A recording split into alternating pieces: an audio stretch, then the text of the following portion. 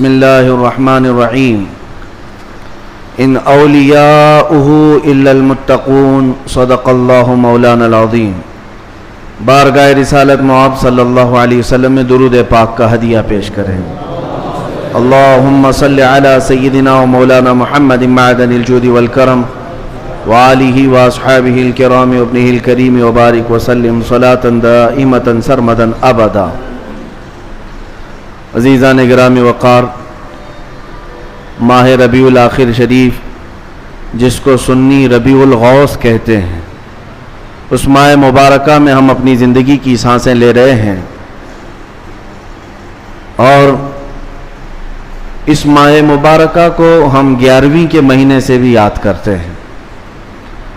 اسلامی مہینہ ہے، مہینے کا نام بہت پہلے سے ہے، لیکن اہل سنت و جماعت کے دل میں سرکار بغداد شہنشاہ ولایت غوث الاعظم دستگیر رضی اللہ تعالیٰ عنہ کی محبت ایسی رچی بسی ہے کہ اس پورے مہینے کو ہم غوث کے مہینے سے یاد کرتے ہیں، اور یہ اللہ والوں سے محبت کی علامت ہے۔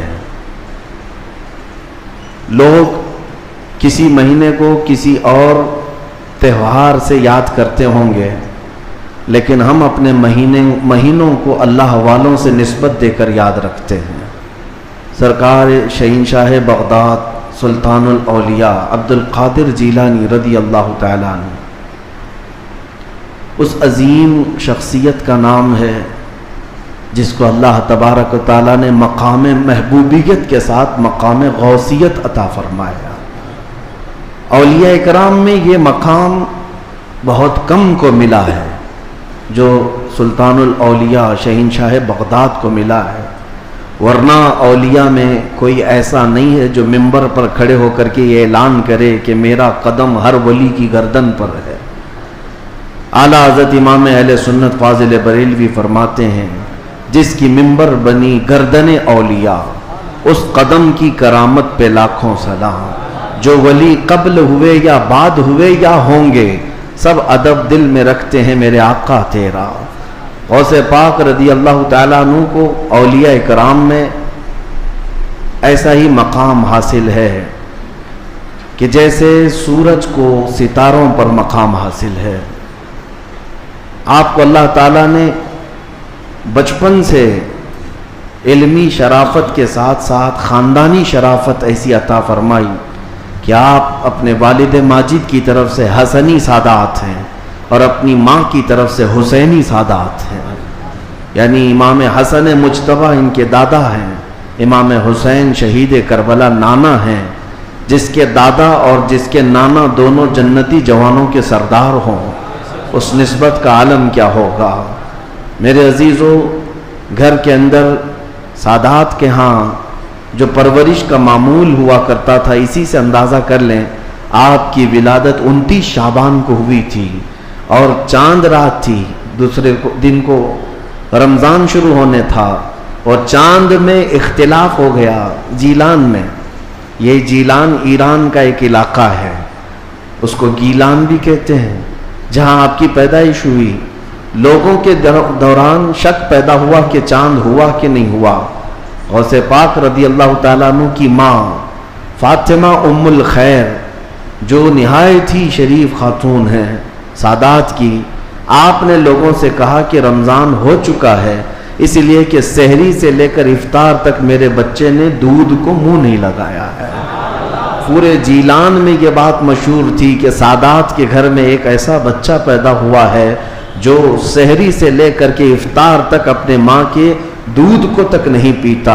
یہ ان ایام کی میں بات کر رہا ہوں کہ ابھی غوث پاک رضی اللہ تعالیٰ عنہ ایک دن کے تھے، یعنی پیدائشی طور پر۔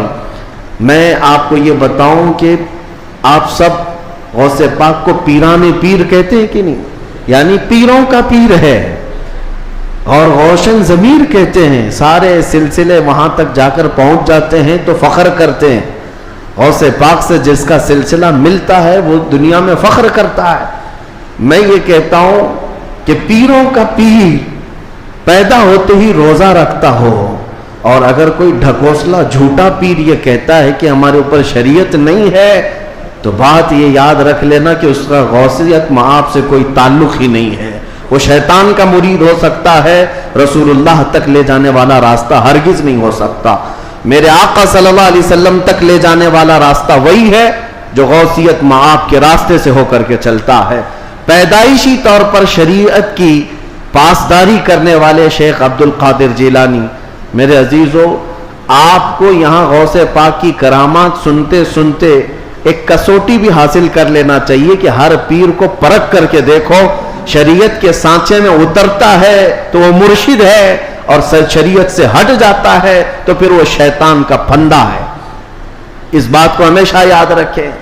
اگر کوئی اپنے گھر میں بیٹھ کر کے کہتا ہے کہ ہمارے لیے نماز نہیں، ہم تصور کی نماز پڑھتے ہیں، ہم تصور کی نماز پڑھتے ہیں، اور ہماری نماز تو مکہ میں ہوتی ہے، مدینے میں ہوتی ہے، تو کھانا یوں کیوں کھاتے ہیں، یہاں کیوں کھاتے ہیں؟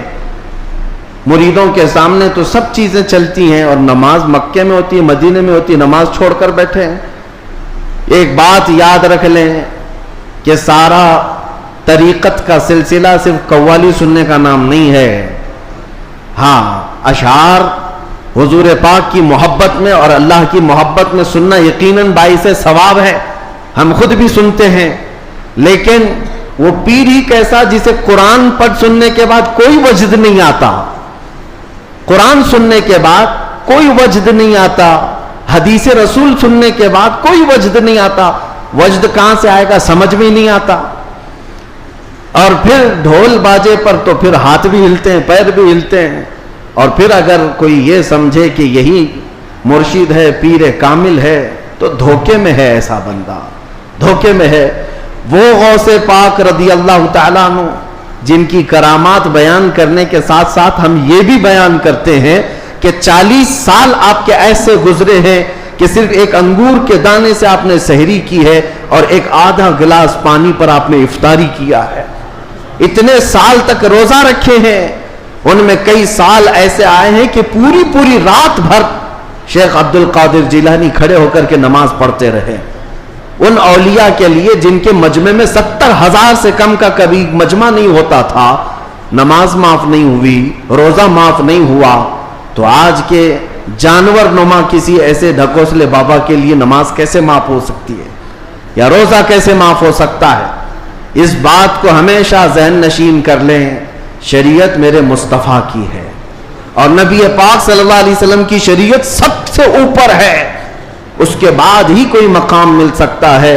اسی لیے اعلیٰ حضرت کی بات سنو، فرماتے ہیں بخدا خدا کا یہی ہے در۔ اللہ تک اگر کوئی پہنچنے کی بات کرتا ہے نا، تو اسے جانچ کر کے دیکھ لو کہ حضور کے بارے میں کیا کہتا ہے۔ بخدا جس کا مطلب ہے قسم خدا کی، خدا کا یہی ہے در، یعنی رسول پاک کا جو دروازہ ہے یہی خدا کا دروازہ ہے۔ بخدا خدا کا یہی ہے در، نہیں اور کوئی مفر مقر۔ حضور کو چھوڑو گے تو نہ بھاگنے کی جگہ ہے نہ ٹھہرنے کی جگہ ہے، کہیں نہیں اور کوئی مفر مقر۔ اور پھر اعلیٰ حضرت فرماتے ہیں اگر کوئی خدا تک پہنچا بھی ہے تو سمجھ لو جو وہاں سے ہو یہی آ کے ہو، جو یہاں نہیں تو وہاں نہیں۔ اگر وہ رسول پاک صلی اللہ علیہ وسلم کی شریعت کبریٰ تک نہیں پہنچا تو پھر سمجھ لو کہ خدا تک پہنچ ہی نہیں سکتا۔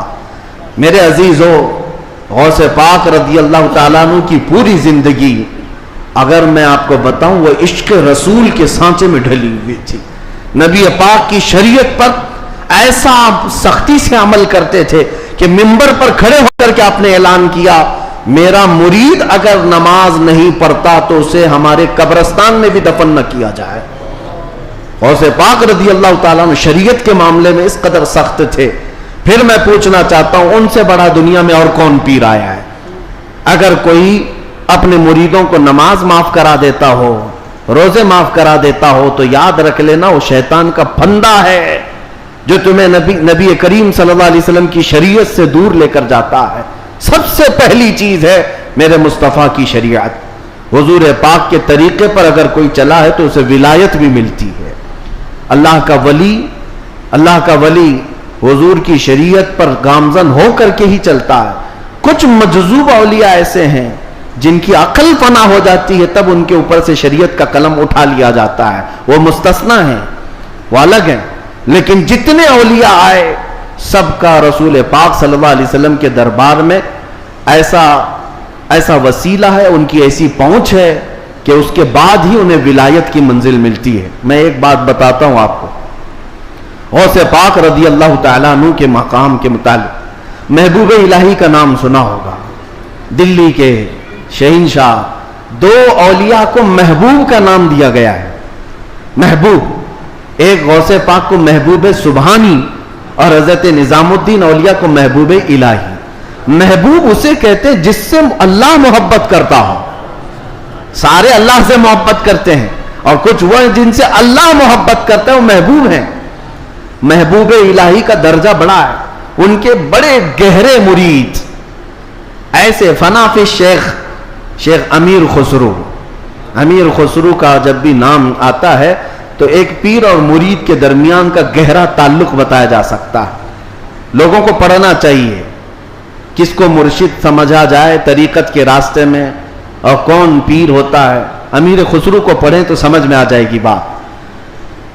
امیر خسرو ایک بار پانی پت گئے ہوئے تھے. پانی پت میں اس وقت بو علی شاہ قلندر رحمت اللہ تعالی علیہ موجود تھے. یہ محبوب الہی کے ہم زمانہ ہیں، اسی زمانے کے. ان کی کرامات کا حال بھی بہت بڑا تھا.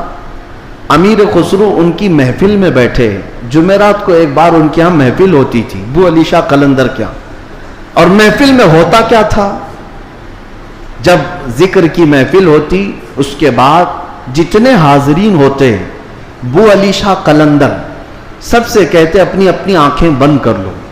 لوگ اپنی اپنی آنکھیں بند کرتے، وہ سیدھے رسول اللہ کا دیدار کراتے تھے. نبی پاک صلی اللہ علیہ وسلم سامنے بیٹھے ہوئے ہوتے اور بو علی شاہ قلندر ان کے سامنے ہوا کرتے حضور کے. یہ ہر جمعرات کو بو علی شاہ قلندر کی محفل میں ہوتا تھا. امیر خسرو مرید تھے محبوب الہی کے اور گئے تھے بو علی شاہ قلندر کی محفل میں.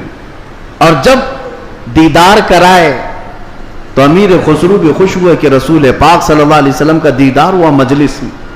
لیکن بات اتنی ہوئی، آنکھیں کھولنے کے بعد بو علی شاہ قلندر امیر خسرو کو یوں کہتے ہیں، خسرو میں تو رسول اللہ کی مجلس میں تجھے لے گیا، تیرا پیر تو وہاں کہیں نظر نہیں آیا، تیرا پیر وہاں پر نظر تو نہیں آیا. امیر خسرو کو یہ بات لگ گئی. میں میرا مرشد میرے پیر کا مقام بلند سمجھتا ہوں، لیکن حقیقی بات ہے کہ حضور کے دربار میں جب میں تصور میں حاضری دیا، محبوب یہ بو علی شاہ قلندر بھی تھے اور بھی اولیاء تھے، لیکن میرے پیر تو نظر نہیں آئے. وہ غمگین حالت میں اپنے پیر کے پاس آئے، اپنے مرشد کے پاس. محبوب الہی سے کہتے ہیں آج میں محفل میں گیا اور انہوں نے فارسی ایک کلام لکھایا ہے، شب جائے کہ من بودم، بہت مشہور کلام ہے امیر خسرو کا. اس واقعے کے بعد انہوں نے لکھا تھا. پہلے پورا واقعہ کیا ہوا وہ میں بتاتا ہوں. محبوب الہی کے پاس روتے ہوئے کھڑے تھے. بو علی شاہ قلندر نے رسول اللہ کا دیدار کرایا، لیکن ساتھ میں انہوں نے مجھے تانا مارا کہ تمہارا پیر تو محفل میں نظر نہیں آیا. محبوب الہی نے کہا کہ پھر سے جاؤ محفل میں، پھر سے جاؤ محفل میں. بو علی شاہ قلندر کے دیدار ہو رہا ہے اور اچھی بات ہے. کہا آپ نہیں ہیں اس محفل میں کیسے جاؤں. محبوب الہی نے تھپک کر کہا خسرو بو علی شاہ قلندر سے مت پوچھنا، جب وہ دیدار کرائیں رسول اللہ کا تو خود رسول اللہ سے پوچھنا میرا پیر کہاں. اولیاء بہت سارے بیٹھے ہیں، محبوب الہی کہاں ہیں. تو میر خسرو گئے. اب کی بار جو محفل سجی اور جب آنکھ بند کرنے کا حکم ہوا، امیر خسرو نے آنکھ بند کی، دیدار ہوا میرے مصطفیٰ کا. اولیاء کرام کی مجلس تھی. خسرو کہتے ہیں میں آگے بڑھا، نبی کونین صلی اللہ تعالی علیہ وسلم کے دربار میں دست بستہ عرض کیا یا رسول اللہ اولیاء کی محفل ہے، یہاں پر میرے مرشد نظام الدین اولیاء نظر نہیں آتے. نبی پاک نے فرمایا ایک منزل اوپر چڑھ جا، ایک منزل اوپر چڑھ جا. امیر خسرو کہتے ہیں میں ایک منزل اوپر گیا تو دیکھا ایک بہت بڑا دالان ہے، صحن ہے، وہاں بھی رسول اللہ جلوہ فرما ہے، مسند نشی ہے، وہاں دیگر اولیاء اکرام ہیں اور دیگر اولیاء، لیکن وہاں بھی میرے مرشد نظر نہیں آئے۔ میں پھر پوچھا میرے مصطفیٰ سے، آقا یہاں پر بھی نہیں ہے؟ حضور نے فرمایا ایک اور منزل چڑھ جا۔ خسرو کہتے ہیں میں تیسری منزل پر آیا، وہاں بھی حضور بیٹھے تھے لیکن اولیاء کی محفل میں میرے پیر نظر نہیں آئے۔ پھر پوچھا، حضور نے ایک اور منزل چڑھائی، یہاں تک کہ 7 منزلیں چڑھ لی۔ امیر خسرو کہتے ہیں اب اوپر جیسے جیسے جاتا تھا مجمع کم ہوتا جاتا تھا، تھوڑے تھوڑے سے رہ جاتے تھے۔ 6ٹھی منزل پر آیا، جب بھی میں اپنے مرشد کو نہیں پایا، پریشان ہو کر پوچھا تو کہا ایک اور منزل چڑھ جا۔ اوپر گیا تو وہاں مصطفیٰ کریم صلی اللہ علیہ وسلم مسند نشین ہیں، مسند نشین ہیں، بس 3 لوگ بیٹھے ہوئے ہیں، دائیں ایک بزرگ ہیں، بائیں ایک بزرگ ہیں، اور بالکل سامنے محبوب الہی بیٹھے ہوئے ہیں۔ امیر خسرو کہتے جیسے ہی مجھے اپنے پیر کا چہرہ نظر آیا میں نے آنکھیں کھول دی، رقص کنا ہو گئے۔ جو فنا فی شیخ تھے پھر انہوں نے کلام لکھا، شب جائے کہ من بودم، وہ رات کیسی تھی جس میں میں تھا اور خود رسول اللہ مجلس کے امیر تھے، مجلس کے شمع میرے مصطفیٰ تھے۔ گنگناتے ہوئے اپنے مرشد کے پاس آئے۔ اب جو بات مجھے کہنا تھا جس کے لیے میں نے یہ واقعہ چھیڑا، سنیے آپ، میں نے یہ واقعہ محبوب الہی کا کیوں بتایا۔ آئے محبوب الہی کے پاس، خوش تھے، وجد کنا تھے۔ محبوب الہی نے پوچھا خسرو دیکھا ہے اپنے مرشد کو؟ کہا ہاں، میرا مقصد میری مراد پوری ہو گئی۔ اس کے بعد محبوب الہی نے کہا کیا کسی اور کو وہاں نہیں دیکھا؟ امیر خسرو نے کہا میری توجہ ہی نہیں گئی، میں نے مرشد کو دیکھا تو پھر خیال نہ رہا۔ محبوب الہی سے پوچھنے لگے حضور اس منزل میں جو رسول اللہ کے دائیں اور بائیں تھے وہ کون تھے؟ تب محبوب الہی نظام الدین اولیاء نے کہا ان کے بائیں جانب خواجہ غریب نواز تھے اور بائیں جانب پیران پیر غوث اعظم بغدادی موجود تھے۔ سیدنا شیخ عبد القادر جیلانی کا وہ مقام ہے کہاں؟ رسول اللہ کے دربار میں، جہاں اولیاء اکرام کی منزلیں ختم ہوتی ہیں وہاں غوثیت معاب کا مقام ہے۔ میرے آقا صلی اللہ علیہ وسلم کے دربار کا قرب ہی انہیں غوثیت کے مقام پر لے گیا ہے۔ میرے عزیزو، بہت سارے لوگ اگر یہ سمجھتے ہیں کہ ان کی بڑی کرامتیں ہیں اس لیے ان کو غوث کا مقام ملا ہے، وہ بہت بڑے عالم تھے، بہت بڑے زاہد تھے، بہت بڑے پرہیزگار تھے اس لیے غوثیت کے مقام پر پہنچے۔ میں کہتا ہوں یہ ساری جگہ اپنی، یہ سارے مقامات اپنی جگہ پر، غوث پاک غوثیت کے مقام پر پہنچے تو عشق رسول کی بنیاد پر پہنچے، میرے مصطفیٰ کریم صلی اللہ علیہ وسلم سے بے پناہ محبت کی بنیاد پر پہنچے۔ اس لیے میں نے زندگی میں دیکھا ہے جب کبھی کوئی رسول اللہ کی طرف انگلی بھی اٹھاتا یا اعتراض کرتا اپنی کرامتوں سے اس کا منہ توڑ جواب دے دیتے تھے، اپنی کرامتوں سے غوث پاک رضی اللہ تعالیٰ عنہ ان کا جواب دیتے۔ اگر کسی نے حضور پاک صلی اللہ تعالیٰ علیہ وسلم پر اعتراض کیا کہ انہوں نے مردوں کو زندہ نہیں کیا تو غوث پاک نے اپنی ٹھوکر سے مردہ زندہ کر کے دکھایا۔ 400 سال بعد غوث پاک رضی اللہ تعالیٰ عنہ اعلان کرتے تھے تو رسول اللہ کے بارے میں بات کرتا ہے، میں ان کے بیٹے کے بیٹے کے بیٹے کے بیٹے کے بیٹے 400 سال بعد آیا ہوں اور اللہ نے میرے پاؤں میں یہ طاقت دی ہے کہ قبر کو ٹھوکر لگاؤں تو مردہ زندہ کھڑا ہو جائے، اور جس کی میں نسل سے ہوں وہ اگر کہیں ٹھوکر لگائے پورا قبرستان کھڑا ہو سکتا ہے۔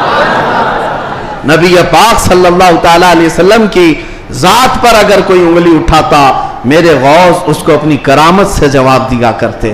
عزیزان گرامی وقار، سلطان الاولیاء غوث پاک رضی اللہ تعالیٰ عنہ سے اپنا رشتہ مضبوط کرو، اپنے اپنے نسبتوں میں قادری پٹا ضرور رہے، قادری نسبت ضرور رہے، اس لیے کہ یہ نسبت ہی ایسی ہے جس پر پوری دنیا فخر کرتی ہے۔ قیامت میں منادی دے گا یہ ندا قادریوں کو، کہاں ہے قادری کر لے نظارہ غوث اعظم کا۔ میری علاج کس کے ہاتھ ہے؟ بغداد والے کے، مصیبت ٹال دینا کام کس کا؟ غوث اعظم کا۔ اسی لیے میرے عزیزو، ہم نے غوث پاک رضی اللہ تعالیٰ عنہ کی زندگی پاک میں دیکھا ہے اللہ تعالیٰ نے ان کو تصرف دیا تھا، وہ طاقت عطا کی تھی کہ وہ اللہ کریم کی بارگاہ میں ایسی مقبولیت کے مقام پر تھے کہ خلاف عادت کام ان سے صادر ہوئے. خلاف عادت کام جب اولیاء سے ہوتے ہیں اسی کو کرامت کہتے ہیں. بعض لوگ ابھی عقل کے گھوڑے دوڑاتے اور کہتے ہیں ایسا کیسے ہو سکتا ہے, یہ سب تو مولانا لوگوں کی پھکائی ہے, یہ جملے بازی ہے. ان کو قرآن پاک سے اگر تعلق ہو تو میں بتاؤں. اب میں ایک بات آپ سے بتاتا ہوں, غوث پاک کی ایک کرامت جس پر ابھی میں چند دن پہلے سن رہا تھا. کوئی بیچارہ جس کی عقل پر فالج کا اثر ہوا ہے. یہ وہ لوگ ہیں جن کو میرے مصطفیٰ کریم صلی اللہ تعالیٰ علیہ وسلم سے بغض ہے, عداوت ہے, اور دوسرے راستے پر چل پڑے اور اولیاء اکرام کو چن چن کر کے نشانہ بناتے ہیں. جن کا تعلق نجد سے ہے, وہابیت سے ہے, سلفیت نام رکھتے ہیں. بہرحال لیکن سوال کرنے والے نے ایک سوال کیا, ارے مولانا آپ سناتے ہیں کہ غوث پاک تو 12 سال کی ڈوبی ہوئی کشتی کو باہر لے آئے, یہ تو خدا کے بھی کام نہیں ہے, اللہ کے بھی کام نہیں, اس سے بڑھ کر کے آپ نے غوث پاک کو بتا دیا. میرے عزیزوں میں آپ کو بتاتا ہوں بات ہوئی کیا تھی. دریا کے کنارے سے آپ کا گزر ہو رہا تھا, ایک بوڑھی عورت کو روتے ہوئے دیکھا. مرید سے پوچھا پوچھو اس کو کیا بات ہے, کیوں روتی ہے. معلوم کیا تو پتا چلا کہ اس خاتون کا اکلوتا بیٹا تھا, بڑے نازوں سے پالا تھا. اس عورت نے شادی کی, برات آ رہی تھی اور کشتی جو ہے دریا میں غرق ہو گئی, ڈوب گئی, باہر نہ آ سکی. مشہور کرامت ہے غوث پاک کی. تو وہ ڈوب گئی اور اس بوڑھی عورت کا دل تو ماں کا ہے, بیٹے کے یاد میں روز آتی ہے, روتی ہے اور شام واپس چلی جاتی ہے, روز روتی ہے. غوث پاک رضی اللہ تعالیٰ عنہ کو اس پر رحم آیا. اللہ کریم کی بارگاہ میں سفارش کی, اے رب کریم تو نیست سے ہست کرنے والا, تو پانی کے قطرے سے پورا انسان بنانے والا, تو راکھ کے ڈھیر کو بھی اگر چاہے تو زندہ انسان کھڑا کر دے. مولا قادر مطلق ہے, اس خاتون پر رحم فرما اور اس کا بیٹا واپس لوٹا دے. غوث پاک کی دعا چل رہی تھی. تھوڑی دیر دیکھنے کے بعد دریا میں ایک بھونچال سا, طوفان سا آیا. پانی کے اندر ایک عجیب سی سرسراہٹ ہوئی. تھوڑی دیر کے بعد دیکھا تو ایک کشتی برآمد ہوئی. غوث پاک نے صرف اس خاتون کے بیٹے کی زندگی مانگی تھی, مگر صدقے میں اللہ نے پوری برات کی زندگی لوٹا دی. پوری برات واپس آ گئی اور وہ خوشی خوشی غوث پاک رضی اللہ تعالیٰ عنہ کا شکر کرتے ہوئے گھر گئے. 12 سال کے بعد مچھلیاں کھا گئی ہوں گی, کشتی کے پرزے ختم ہو گئے ہوں گے, لیکن رب ذوالجلال قادر مطلق ہم ان لوگوں کو یہی تو کہتے ہیں جو جلا کر کے سمجھتے ہیں کہ اب کوئی نہیں اٹھا سکتا ان کو, راکھ پانی میں بہا کر کے سمجھتے ہیں کہ اب ان کا حساب کتاب نہیں ہو سکتا. ارے عقل کے اندھو, جس رب ذوالجلال نے ایک نطفے سے تمہارا پورا انسانی شکل بنایا ہے, تم 1000 بار جلا کر راکھ کر دو, رب ذوالجلال قادر مطلق ہے, وہ دوبارہ زندہ فرمائے گا حساب لینے کے لیے. تو کشتی دوبارہ واپس آئی. غوث پاک رضی اللہ تعالیٰ عنہ کی اس کرامت پر ایک دو نہیں ہزاروں لوگ اسلام میں داخل ہوئے تھے, ہزاروں لوگ اسلام میں داخل ہوئے. اب جو صاحب ہیں انہوں نے کہا کہ ایسا کیسے ہو سکتا ہے, ایسا کیسے ہو سکتا ہے.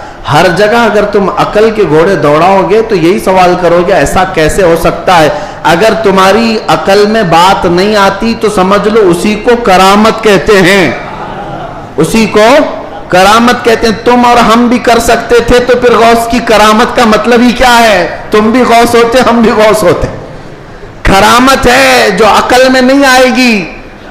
اور قرآن سے اگر دلیل مانگتے ہو, سنو, سلیمان علیہ السلام نے اپنے دربار میں ایک بار اعلان کیا تھا, کون ہے جو سبا بلقیس کا تخت یہاں پر لے آئے گا. سلیمان علیہ السلام فلسطین میں بیٹھے ہوئے ہیں اور سبا بلقیس کا تخت یمن میں ہے. یمن اور فلسطین میں 1000 کلومیٹر سے زیادہ کا فاصلہ ہے. ایک جن کھڑا ہوا, کہا اللہ کے نبی میں لے آتا ہوں. پوچھا کتنی دیر میں؟ کہا میں آپ کی مجلس ختم ہونے سے پہلے وہ لے کر آ جاؤں گا.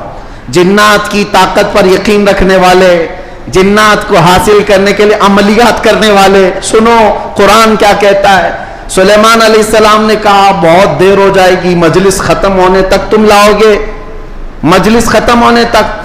پھر اللہ کے ایک ولی جو سلیمان علیہ السلام کے امتی تھے، آصف بن برخیہ، کھڑے ہوتے ہیں، کہتے ہیں اے اللہ کے نبی میں لے آؤں گا. پوچھا کتنی دیر میں؟ کہا آپ کی پلک جھپکنے سے پہلے لاؤں گا. آپ کی، یہ قرآن کے الفاظ ہیں، قرآن کے. قال الذي عنده علم من الكتاب انا آتيك به قبل ان يرتد اليك طرفك. اس سے پہلے کہ آپ کی آنکھ کی پلک جھپکے اے اللہ کے نبی میں وہ تخت لے آؤں گا. تخت کوئی 4 فٹ کا 5 فٹ کا نہیں، 80 گز لمبا ہے اور اتنا ہی چوڑا ہے، اتنا ہی وزنی ہے، اور 7 دروازوں کے اندر بند کر کے رکھا ہوا ہے. سونے چاندی جواہرات سے جڑا ہوا تخت ہے. اور ایک انسان کہتا ہے، انسان، جنات کی بات نہیں کر رہا، جنات کی بات آئے گی تو آپ سمجھیں گے ان کو بڑی طاقت ہوتی ہے. انسان کی بات کر رہا ہوں. انسان نے کہا سلیمان علیہ السلام کے امتی میں پلک جھپکنے سے پہلے لاؤں گا. یہ صرف اور صرف بات نہیں تھی، حضرت سلیمان علیہ السلام ابھی پلک کر ادھر دیکھ رہے تھے، وہ تخت حاضر کر چکے تھے، تخت حاضر کر چکے تھے. اب میں آپ کو یہ بتانا چاہتا ہوں، وہ سلیمان علیہ السلام خود اللہ کے نبی تھے، خود اللہ کے نبی. ارے وہ چاہتے تو خود ہی تخت کو طلب کر لیتے. اس قرآن کے واقعے کا مطلب مجھے یہ سمجھ میں آتا ہے، اللہ کے نبی نے دنیا کو یہ بتانا چاہا جو نبی کے قدموں میں بیٹھتا اس کی طاقت کا یہ ہے. نبی کی طاقت تو بہت دور. اور یہ بھی بنی اسرائیل کے نبی، بنی اسرائیل کے نبی سلیمان علیہ السلام، ان کے امتی کی طاقت کا حال یہ ہے، تو پھر سید الانبیاء محمد رسول اللہ اور ان کی امت کے عام اولیاء کی بات نہیں کر رہا ہوں. شیخ عبد القادر جیلانی جن کا ولی کی گردن پر ہے، وہ 12 سال کی کشتی واپس لے آئے تو تعجب کی بات نہیں، بلکہ ہم سمجھتے ہیں قرآن اس کرامت کو بالکل عینی طور پر بیان کر رہا ہے. عزیزان گرامی، میں دنیا کی یا دنیا کے نقش قدم پر چلنے والے، ہر چیز کو تھیوری اور پریکٹیکل پر آزمانے والے اور سائنس کی دنیا میں چلنے والے، ان کو کہتا ہوں آئنسٹائن نے کہا ہے. آئنسٹائن کا نام تو بہت لوگوں کو اچھی طرح سے یاد ہوگا، اس کی تسبیح بھی پڑھتے ہوں گے. الحمدللہ ہم غوث پاک کی تسبیح پڑھتے ہیں. اب اسی آئنسٹائن کی بات کر رہا ہوں جس نے یہ کہا ہے کہ میں نے کائنات کو دیکھنے کی کوشش کی. سنو، کائنات کو دیکھنے کی کوشش کی اور چاند تک اور سورج تک اور بہت سارے مقامات تک دیکھنے کی رسائی حاصل کر لیا. اور اس نے کہا کائنات کا جو کنارہ، ایک کنارہ میں نے دیکھا، اس کے لیے وہ کہتا ہے 2 کروڑ نوری سال لگ جائیں گے. 2 کروڑ نوری سال. نوری سال کس کو کہتے ہیں پتہ ہے؟ یہ جو سال ہمارے چل رہے ہیں، یہ سال صبح ہوتی ہے 6 بجے صبح ہوئی، شام میں 6 بجے سورج ڈوبا، آرام سے دن چل رہے ہیں. نوری سال اس کو نہیں کہتے. نوری سال 1 منٹ میں 1,80,000 کلومیٹر کا سفر کرتا ہے. 1 منٹ میں 1,80,000 کلومیٹر کا سفر طے ہو جاتا ہے نوری سال میں. اس طرح 1 منٹ کی بات کر رہا ہوں، 1 منٹ کی، اس طرح کے 2 کروڑ سال لگ جائیں گے کائنات کو دیکھنے کے لیے. یہ کون کہہ رہا ہے؟ آئنسٹائن کہہ رہا ہے، جس کے پیچھے تم لوگ آگے پیچھے جس کو قبلہ بناتے ہو. سنو، 2 کروڑ نوری سال لگ جائیں گے کائنات کے کنارے دیکھنے کے لیے، کائنات کی ساری چیزیں دیکھنے کے لیے. اور آؤ شہنشاہ بغداد کے دربار میں، کہتے ہیں نظرت الی بلاد اللہ جمعاً کخردلۃ علی حکم اتصالی. میں اللہ کی پوری کائنات کو ایسے دیکھتا ہوں جیسے اپنے ہتھیلی میں رائی کے دانے کو دیکھتا. تمہارے سارے آلے، تمہارے سارے کمپیوٹر 2 کروڑ سال میں بھی وہاں نہیں پہنچ سکتے جہاں شہنشاہ بغداد کی ایک نگاہ پہنچتی ہے. ہاں، میرے غوث نے فرمایا نظرت الی بلاد اللہ جمعاً کخردلۃ علی حکم اتصالی. میں اللہ کے پورے شہروں کو، کائنات کو ایسے دیکھ رہا ہوں جیسے اپنے ہتھیلی میں رائی کے دانے کو دیکھ رہا ہوں. عزیزان گرامی وقار، الحمدللہ ہمارے پاس فخر کرنے کے لیے بہت کچھ ہے، بہت کچھ ہے. غوثیت معاذ کی نسبت نہیں، اعلیٰ حضرت کو مجدد بنایا ہے، اعلیٰ حضرت کو مجدد بنایا ہے. اور امام اہل سنت فاضل بریلوی اسی نسبت پر فخر کرتے ہیں. دیکھا جائے تو امام اہل سنت اعلیٰ حضرت نے تقریباً 1000 سے زیادہ کتابیں لکھ ڈالی ہیں. 55 علوم پر اللہ نے مہارت تام عطا کی ہے اور بہت سارے شاگردوں کی کھیت تیار کی ہے. امت پر ایک بہت بڑا امتیوں پر احسان ہے. لیکن ساری چیزیں اپنی جگہ پر. قرآن کا ترجمہ کیا ہے, فتاوی رضویہ شریف ہے, بارگاہ مصطفیٰ میں ہدایت بخشش ہے, بہت سارے کام ہیں. لیکن جب رسول اللہ کے دربار میں حاضر ہوتے ہیں, اعلیٰ حضرت یہ نہیں کہتے یا رسول اللہ میں فتاوی رضویہ لے کے آیا ہوں, میں کنز الایمان لے کر کے آیا ہوں, میں ہدایت بخشش لے کے آیا ہوں, بلکہ اعلیٰ حضرت یہ کہتے ہیں تیری سرکار میں لاتا ہے رضا اس کو شفیع جو میرا غوث ہے اور لاڈلا بیٹا تیرا. نسبت کے لیے بھی بارگاہ مصطفیٰ میں اعلیٰ حضرت نے اگر کسی بات پر فخر کیا ہے تو غوثیت کی نسبت پر فخر کیا ہے. یا رسول اللہ تیری سرکار میں لاتا ہے رضا اس کو شفیع جو میرا غوث ہے اور لاڈلا بیٹا تیرا. یقیناً میرے عزیز و کرامات سنانے کا وقت جمعہ کے چھوٹے وقت میں نہیں ہوتا, ورنہ میں بہت ساری چیزیں سناتا. الحمدللہ غوثیت معاب شہنشاہ بغداد پیر پیراں امیر میراں, جس کی نسبت الحمدللہ چھوٹوں کو بڑا بنا دیتی ہے اور ادنا کو اعلیٰ بناتی ہے. الحمدللہ ابھی حاضری سے میں آیا اور حاضری کے بعد دل میں یہ احساس ہوتا ہے. ایک بزرگ وہاں پر ملاقات جن سے ہوئی, وہ عربی اور علوی سادات میں سے ہیں, عمر کافی ہو چکی. انہوں نے مجھے مل کر کے ہاتھ پکڑ کر کے کہا آؤ میں تمہاری حاضری کراتا ہوں. غوث پاک رضی اللہ تعالیٰ عنہ کے دربار میں وہ تقریباً 55 سال سے, اور بڑی ان کی یعنی بڑے معاملات ہیں. بہرحال میں مختصر ہی عرض کرتا ہوں کس لیے میں بات کہہ رہا ہوں. انہوں نے کہا غوث پاک رضی اللہ تعالیٰ عنہ ہر حاضر ہونے والے کو کچھ نہ کچھ دے کر بھیجتے ہیں, اور اللہ کریم تمہارے مستقبل میں بہت کچھ تجھے عطا کرے. دعا کیا. ہم نے کہا کہ یہاں کی اتنے بڑے دربار میں بڑے بڑے حاضر ہوتے, میری کیا حیثیت ہے, مجھے یہاں پر میری کیا حیثیت ہے, کیا مقام ہے. ایک جملہ انہوں نے کہا جس سے سینہ چوڑا ہو گیا. کہا یہاں پر سب اچھے نہیں آتے, بلکہ غوث پاک تو چوروں کو بھی کتب بناتے ہیں. برا ہو تو کیا ہوا, نسبت بھلی ہے یا غوث, تجھ سے در سے سگ اور سگ سے ہے مجھ کو نسبت, میری گردن میں بھی ہے دور کا ڈورا تیرا. اعلیٰ حضرت یہی فرماتے ہیں جن کتوں کے گلے میں پٹا ہوتا ہے ان کتوں کو میونسپلٹی والے نہیں لے جاتے, نہیں لے جاتے اور نہ ہی انجیکشن مارتے ہیں. کیوں؟ یہ علامت ہے کہ کسی کا پالا ہوا ہے, اور گلے میں پٹا نہ ہو تو اٹھا کر لے جائیں گے. بہت زیادہ شور مچاتے ہیں یہ کتے, ان کو لے جاؤ. جن کتوں کے گلے میں پٹا ہے انہیں چھوڑ دیا جاتا ہے کہ مالک ہے اس کا کوئی. اسی لیے اعلیٰ حضرت فرماتے ہیں اس نشانی کے جو سگ ہیں نہیں مارے جاتے, میری گردن میں بھی ہے, حشر تک میرے گلے میں رہے پٹا تیرا. ہمارے گلے میں غوث پاک رضی اللہ تعالیٰ عنہ کی نسبت کا پٹا ہے. انشاءاللہ العزیز کوئی اور دوسرا ہمیں اچک نہیں لے جائے گا, اتنا یقین ضرور ہے, اتنا یقین ضرور ہے.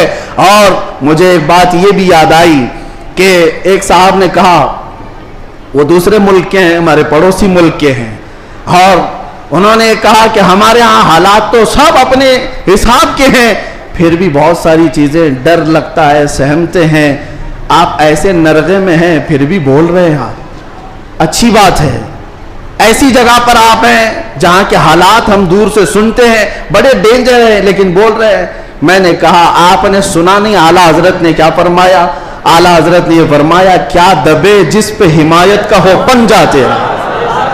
ایسا آدمی کیوں ڈرے گا, ایسا آدمی کیوں ڈرے گا جس پر پنجہ غوث پاک کا ہوگا. کیا دبے جس پہ حمایت کا ہو پنجہ تیرا, شیر کو خطرے میں لاتا نہیں کتا تیرا. غوث پاک کا جو کتا ہے وہ شیر کو بھی پرواہ نہیں کرتا. الحمدللہ ہم غوث پاک کے دربار کے کتے ہونے پر فخر کرتے ہیں. ہمیں اس بات پر کوئی وہ نہیں ہے. الحمدللہ ہماری نسبت ہے دربار غوث سے, اور وہ اس لیے بھی کہ ایک دو نہیں.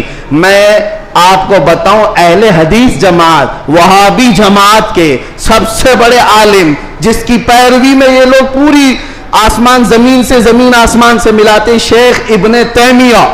شیخ ابن تیمیہ نے اپنی کتاب میں لکھا ہے، اہل حدیث جماعت کے سب سے بڑے امام کہتے ہیں کہ میں نے اپنی زندگی میں اتنی کرامات کسی کی نہیں دیکھی جتنی شیخ عبد القادر جیلانی کی۔ ارے تمہارے گھر سے بھی بات آ رہی ہے میرے غوث کی، ہر گھر سے بات آ رہی ہے۔ کیوں؟ اس لیے کہ سورج نکلتا ہے تو سب کو پتہ چلی جاتا ہے، سب کو پتہ چلتا ہے۔ اچھے خاصے لوگ بھی بول پڑتے ہیں کہ دن ہو چکا ہے، دن ہو چکا ہے۔ سورج سے دشمنی ہے تو ٹھیک ہے، لیکن بولنا تو پڑے گا کہ دن نکلا ہوا ہے، دن نکلا ہوا ہے۔ غوث پاک کی کرامات ایسی ہیں جیسے سورج نکلا ہوا ہے۔ میرے عزیزو، ایک صاحب ہے، اب ہماری محبت کس بات سے ہونی چاہیے؟ غوث پاک رضی اللہ تعالیٰ عنہ ہماری محبت اس لیے بھی ہے، کئی اولیاء اکرام نے یہ باتیں لکھی بھی ہیں، فرماتے ہیں ان کے غوث پاک رضی اللہ تعالیٰ عنہ کے ایک مرید بھی ہیں، وہ تقریباً 14 اونٹوں پر شکر کے تھیلے لے کر کے سفر کر رہے تھے، سامان تجارت لے کر جا رہے تھے۔ رات کو ایک جنگل میں انہوں نے پڑاؤ کیا اور رات وہاں گزاری، تو جیسی رات گزاری، خطرناک جنگل تھا، ان کے 4 اونٹ سامان سمیت غائب ہو گئے اور بھاری ان کا نقصان تھا، بڑا سامان تھا اس میں۔ وہ صبح غمگین بیٹھے ہوئے تھے، انہوں نے کہا کہ ایسے وقت میں اب قافلہ بھی چل پڑا، میں اپنے اونٹوں کو ڈھونڈوں تو اس خوفناک جنگل میں کہاں ڈھونڈوں گا؟ انہوں نے کہا مجھے میرے مرشد نے کہا تھا کہ جب کبھی تو مصیبت میں آئے تو مجھے پکارنا، یا شیخ عبد القادر جیلانی شیئا للہ المدد۔